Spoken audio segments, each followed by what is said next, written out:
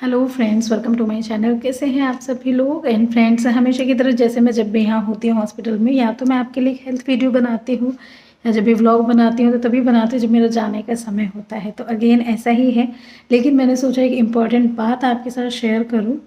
आज हमारे पास एक ऐसा केस आया जो 30 साल से जिसको कमर में दर्द था। पेशेंट की एज है 48 ईयर्स।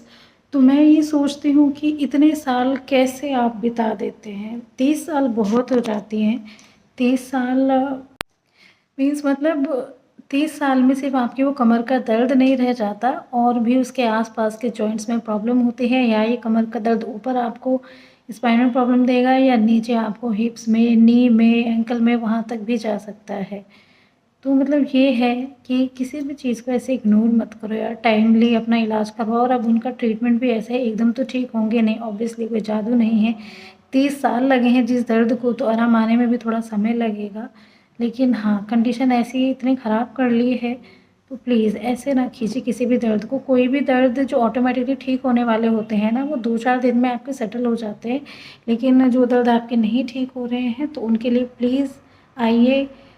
हॉस्पिटल के द्वार आपके लिए खुले होते हैं, आप ट्रीटमेंट लीजिए, ठीक है। जहाँ भी जिस भी फील्ड में आपको दिखाना है, ठीक है।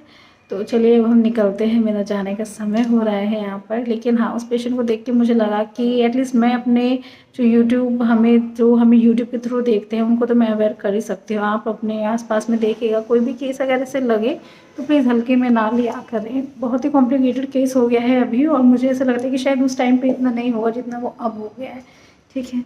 तो चलिए अब हम निकलने की तैयारी करते हैं। क्या है, कल शिवरात्रि का फास्ट था, मंडे भी था।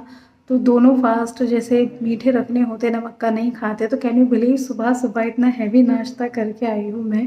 नाश्ते में क्या था, नाश्ते में थे कटलेट, आलू की कचौड़ी, पूरी सब्जी, ये सब चीज़। मतलब मैं ये सोच रही हूँ, मेरे हस्बैंड भी कह रहे थे कि 2 दिन फास्ट कह रहे, अगले दिन बिल्कुल टूट पड़े। लेकिन और वो उस टाइम पे कर तो लिया, वो नाश्ता कर तो लिया था, लेकिन यहाँ आके जो मुझे उबासियाँ आई हैं, जो मुझे नींद आई है, बस मैं ही जानती हूँ। मतलब बैठना मुश्किल हो रहा था। तो अभी चलते हैं घर पे, और आज तो डेफिनेटली दिन में दोपहर में एक नींद होने वाली है, क्योंकि मुझे लग रहा है बस बेड पे चल के लेट जाऊँ। तो चलिए अभी, और मेरा अभी मुझे नीचे भी काम है, कुछ याद आ गया जाने से पहले, तो मैं वहाँ चलती हूँ। अच्छा हुआ मुझे काम याद आ गया, वरना मैं तो जस्ट निकलने वाली थी।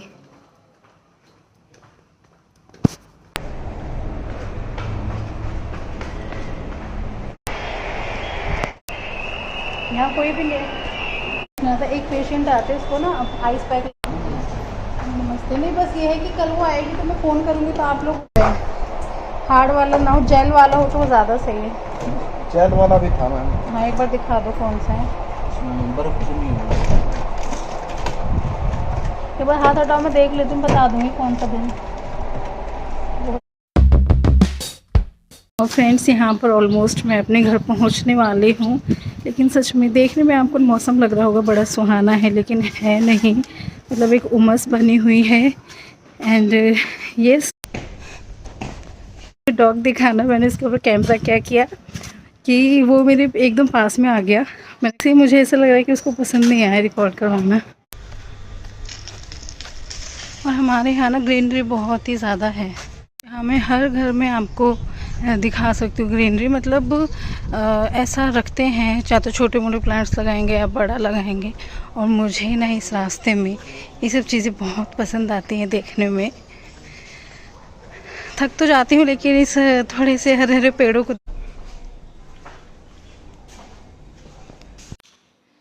और यहाँ ये सैंडी का रेनकोट है। सुबह बारिश हो रही थी जब स्कूल गया था Sandy. Hey guys, welcome back to my channel. बीच में आई थिंक बहुत बड़ा गैप हो गया होगा। मेरे फेस से देख के आपको पता चल गया होगा कि मैं सो के उठी हूँ। यस, मैंने बीच में नींद ले ली थी, जैसे मैंने आपको बताया था कि आज बहुत ज़ोर से नींद आ रही है। और मेरे पास, मैं सबसे पहले आपको वो चीज़ दिखा देती हूँ जिसकी आप डिमांड कर रहे थे काफ़ी टाइम से। मैंने मंगा भी लिया था, लेकिन मेरे ब्लॉग्स ही नहीं जा रहे थे, तो अभी मैं फाइनल दिखाती हूँ। तो देखिए, मैंने मुझसे डिमांड की गई थी कि ऑनलाइन राखी का आप दिखाइए के लिए, तो मैंने मंगाया। पहले मैंने जो ऑनलाइन शॉपिंग साइट से उनको कंपेयर किया था सबको। तो जो मुझे रीज़नेबल प्राइस में, और मतलब डिज़ाइंस तो ऑलमोस्ट सब पे ही मिलते जुलते से थे। लेकिन जो प्राइस होता है वो भी देखना होता है। तो आखिर आपको पता ही चल गया होगा आपकी जीजी के बारे में कि वो पहले प्राइस ज़रूर देखती है ना। तो मैं रीज़नेबल प्राइसेस में देख रही थी कि कहाँ सही है, तो मुझे मीशो ज़्यादा सही लगा। और तो मैंने सोचा मीशो से परचेज़ किया जाए, क्योंकि जो प्राइसेस और साइट्स पे आ रहे थे मुझे लग रहा था उससे काफ़ी बेहतर हमें लोकल मार्केट में मिल जाएंगे। ऑनलाइन कोई क्यों शॉपिंग करेगा फिर। लेकिन मीशो पे रीज़नेबल प्राइस था, रीज़नेबल से भी मुझे कम प्राइस में लगे, तो इस वजह से मैंने थोड़ा सा सोचा कि चले यहाँ से मंगा के देखी जाए कैसी है राखी।